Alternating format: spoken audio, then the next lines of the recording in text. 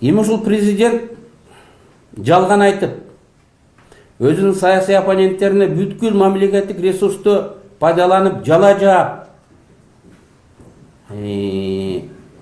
мен жомокто Кудай баймын, аны Кудай берген.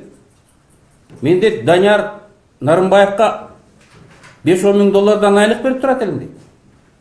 Андан кийинкисине да, мурункусуна да берип атат. Анын айтканы боюнча. Мен да акча беребегес көп болгондуктан дейт, Кудай бергенден мен ушу таратып бере берем дейт.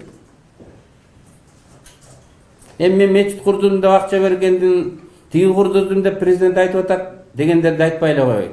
Эгерде аларды берген болсок, аял өкө тапкан акча дагы жетпей калат. Ал эми бирөөнүн эсебинен мечит курдурдум деген, бул Кудайды алдагандык болот.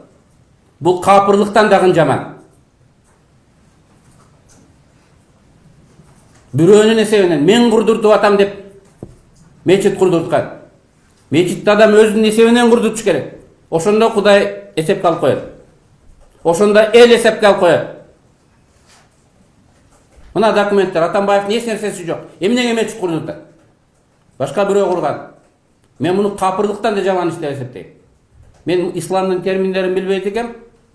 Мындай жаман терминдер болсо керек. Чубактан сурап сөзсүз кийин силерге кошумча айтып коем.